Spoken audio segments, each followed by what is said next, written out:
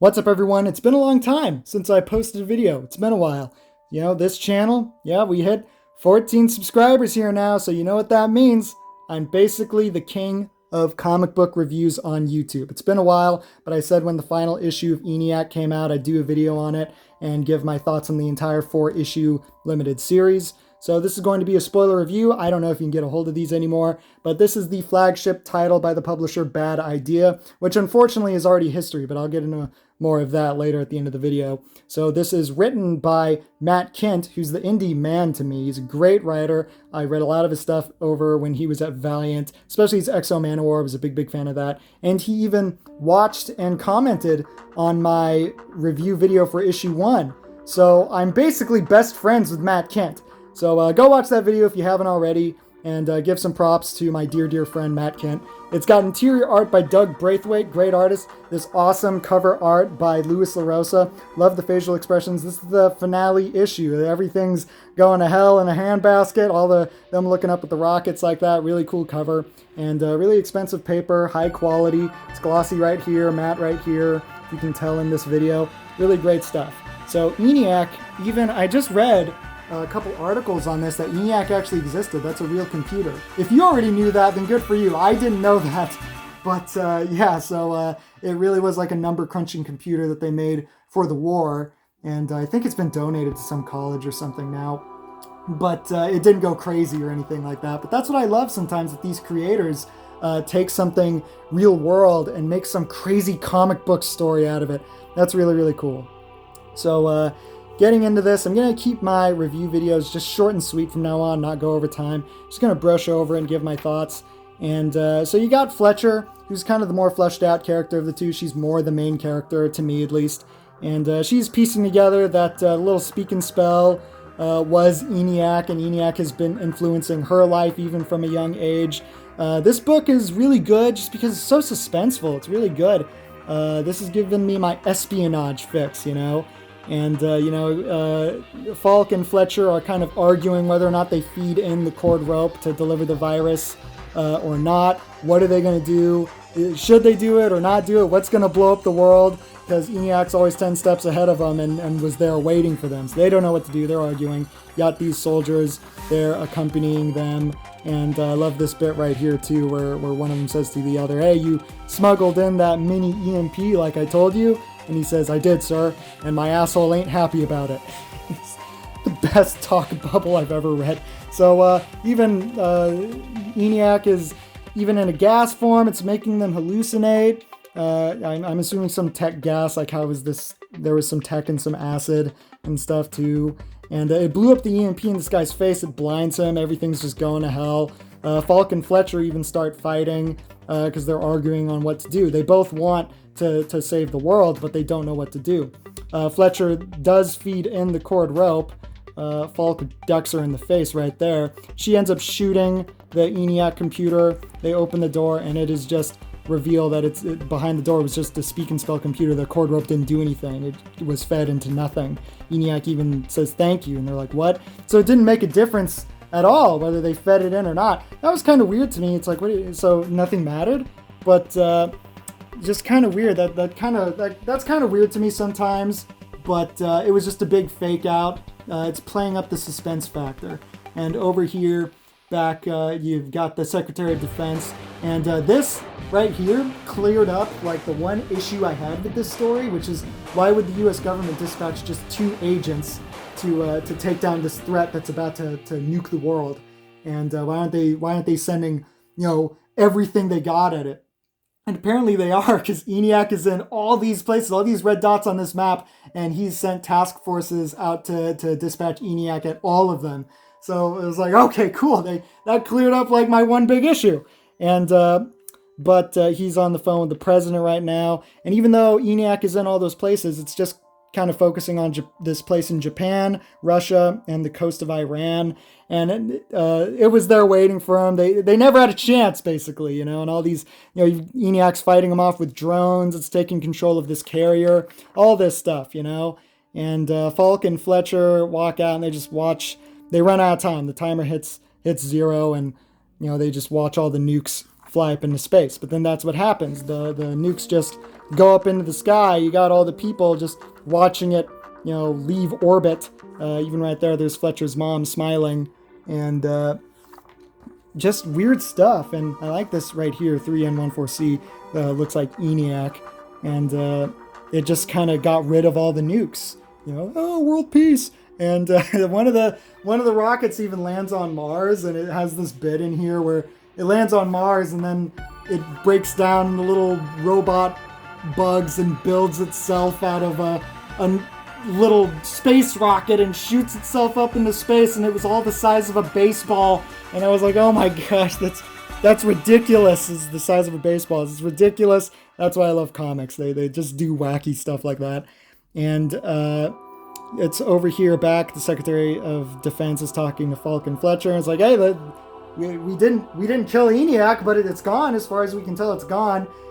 So the mission was a success. I'm thinking, is it really? It was kind of kicking your asses the whole time. So if it wanted you to believe it was gone, it would make that happen. But Fletcher says that she definitely does believe it's gone, because she doesn't hear its voice anymore. It was like her conscious, her whole life, and now it's not there. And she theorized that it's learned everything that it could from them. So it's going to go and explore other territories of the galaxy. Just wacky.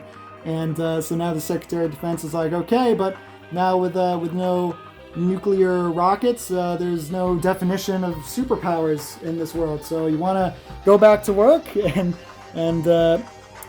has this bit where they release the Fletcher's mom from the mental institution, and then Falcon Fletcher just go back to work. And it's time to go back to their jobs. And that's the end of the story. That's the end.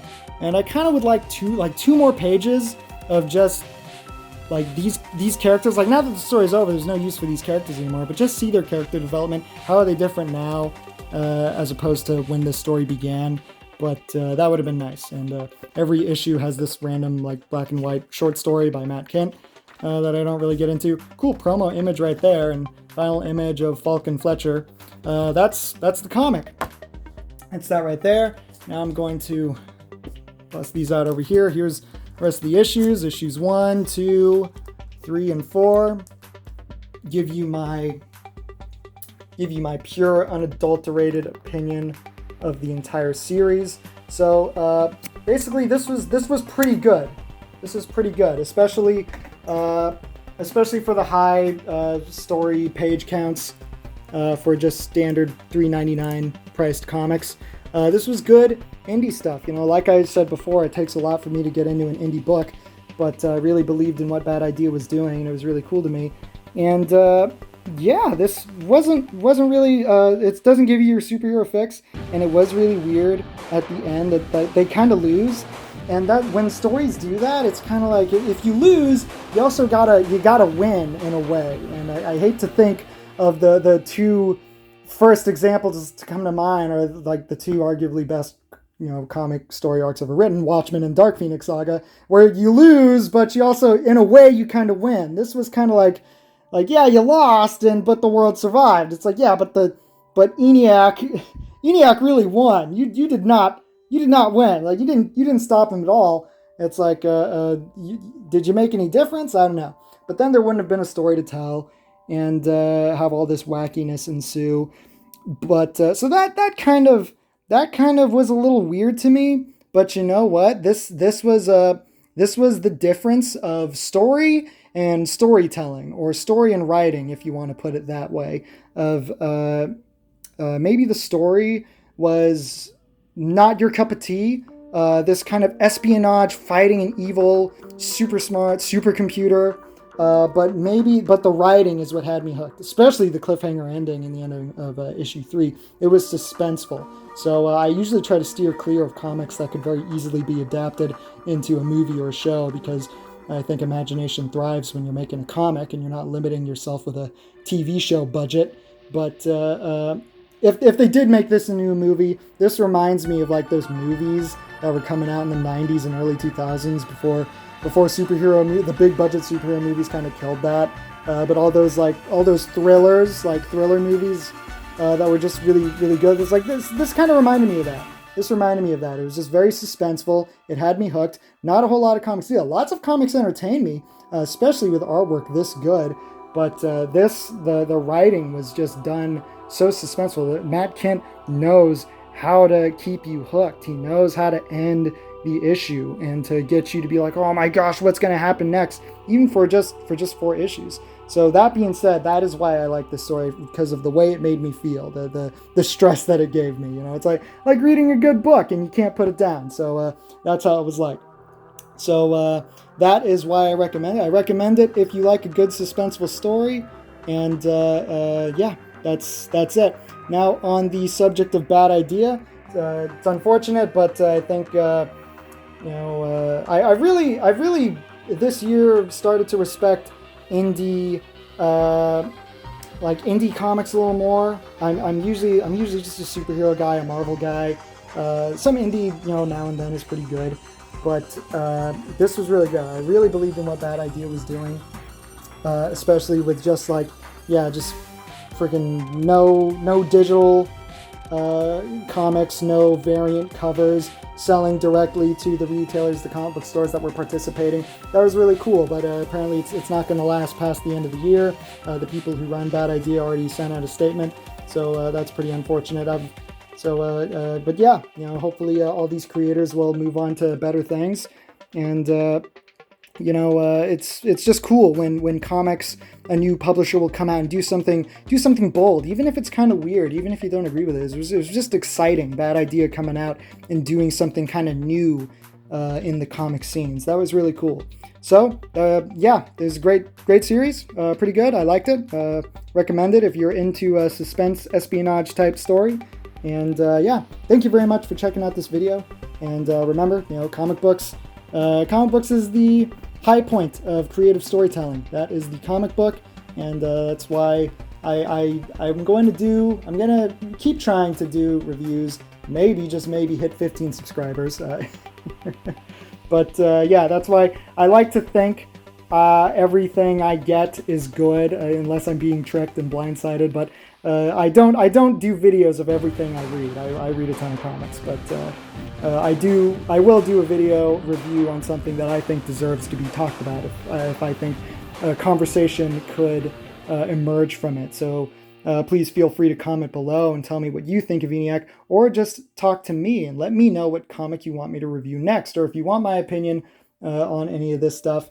And go give props to my good friend Matt. So thank you for checking out this video. I'll talk to you later. Bye.